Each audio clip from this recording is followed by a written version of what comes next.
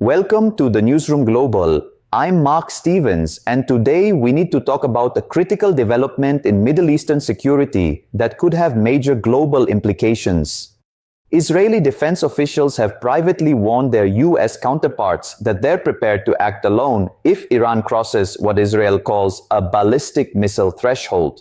This isn't just saber-rattling. According to reports, Israel has presented detailed operational plans to Washington. Plans that include strikes on Iranian missile manufacturing facilities, storage sites, and development centers. So let's break down what's really happening here, why it matters, and what the different players are thinking. Here's what we know. During recent high-level consultations between Israeli and American defense officials, Jerusalem laid out specific scenarios under which they would launch military operations against Iran's missile infrastructure. They've characterized this as a red line issue, saying Iran's ballistic missile program represents an existential threat to Israel.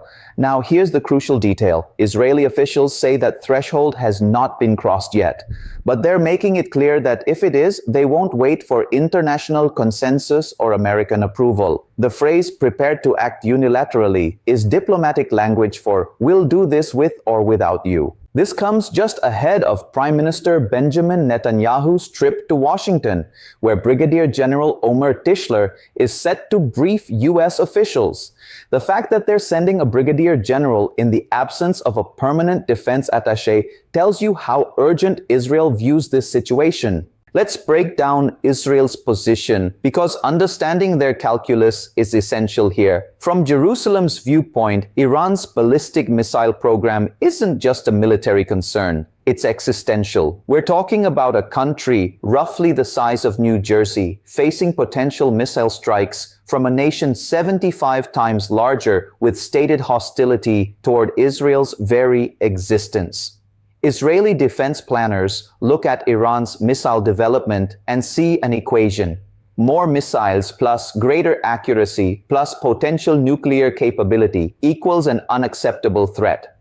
Israel's argument goes like this: we cannot allow Iran to restore strategic weapons capacity that could overwhelm our defenses. They've watched Iran supply missiles to Hezbollah in Lebanon, to the Houthis in Yemen, and maintain extensive missile infrastructure across the region.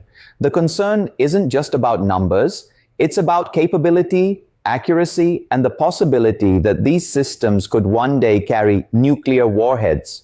The operational plans they've presented aren't theoretical. They reportedly include specific targets, manufacturing hubs where missiles are built, storage facilities where they're kept, and research and development sites where next-generation systems are being created. Israel is essentially saying, we know where everything is. We have plans to strike it, and we're telling you now so there are no surprises later. Here's where it gets interesting. Some Israeli officials have expressed concern that President Trump might favor what they call narrow strikes, limited operations similar to recent actions against the Houthis in Yemen. From Israel's perspective, this is the wrong approach. They argue that limited strikes might look good politically, might satisfy domestic pressure to do something, but ultimately leave Iran's core missile capabilities intact. It's the difference between pruning branches and cutting down the tree. Israeli planners want comprehensive action that would set Iran's missile program back years, not months. They are worried that a US preference for limited engagement could either constrain Israeli operations or force them to act independently, which brings its own complications. Now, Iran hasn't been sitting still in all this. From Tehran's perspective, their missile program is defensive, a deterrent against what they see as threats from Israel, the United States, and regional rivals. Iran's conventional military is significantly weaker than Israel's in terms of technology and training, so ballistic missiles represent a strategic equalizer. Iran has also been clear that any attack on its territory would prompt retaliation. We've seen this cycle before. Israel strikes Iranian assets in Syria. Iran responds through proxies or direct missile attacks. Israel strikes back. Each round raises the stakes. The challenge is that both sides view their actions as defensive, while the other sees them as provocative. Israel sees preemptive strikes as necessary self-defense. Iran sees missile development as legitimate deterrence, and that's the recipe for escalation. The United States finds itself in a complicated spot here.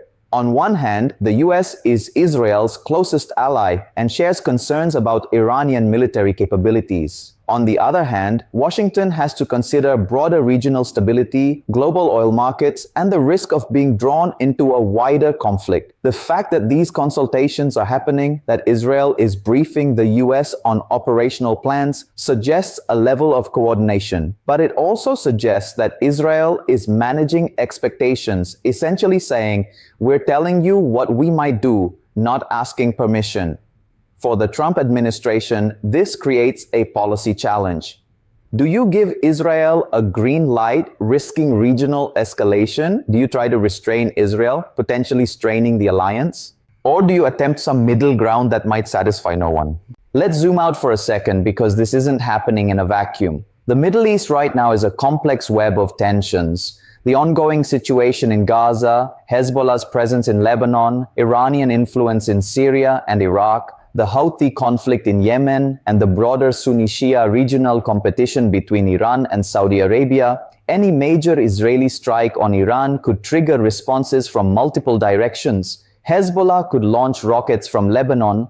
Iranian-backed militias in Iraq and Syria could target American or Israeli interests. The Houthis could escalate attacks on shipping in the Red Sea. We could see a multi-front conflict that draws in multiple countries. And then there's the economic factor. Iran sits along the Strait of Hormuz, through which roughly 20% of the world's oil supply passes. Any serious military conflict involving Iran sends energy prices soaring, which affects everyone globally. Here's what we don't know, and it's crucial.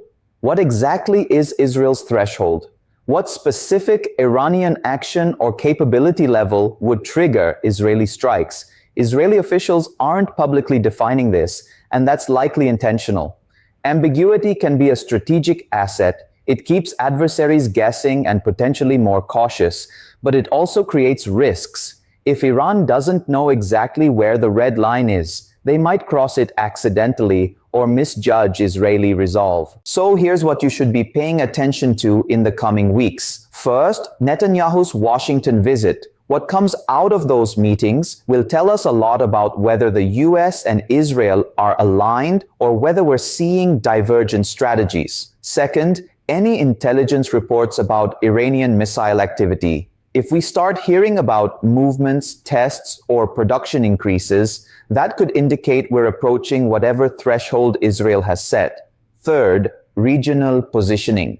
Watch for movements of US military assets, Israeli military readiness levels, or Iranian Revolutionary Guard activities. These can be leading indicators. And fourth, diplomatic activity. Are there back-channel negotiations happening? Are regional players trying to de-escalate? Or is everyone digging in? Here's the real story. We're watching a situation where two adversaries with fundamentally different threat perceptions are on a potential collision course, with the world's most powerful military caught in between. Israel sees an existential threat that requires preemptive action. Iran sees legitimate self-defense and regional influence. The United States sees both an ally's security concerns and the risk of regional conflagration. And none of these perspectives are necessarily wrong. They're just fundamentally incompatible. The question isn't whether tensions exist. They clearly do.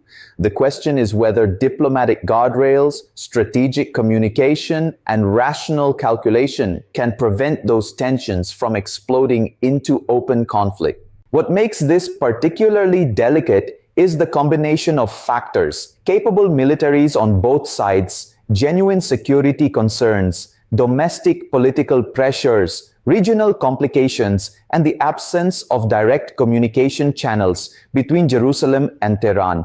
This is a situation that requires careful monitoring because the gap between routine tension and actual crisis can close very quickly in the Middle East. I'm Mark Stevens for the Newsroom Global. We'll continue tracking this story as it develops. Stay informed, stay balanced, and we'll see you next time.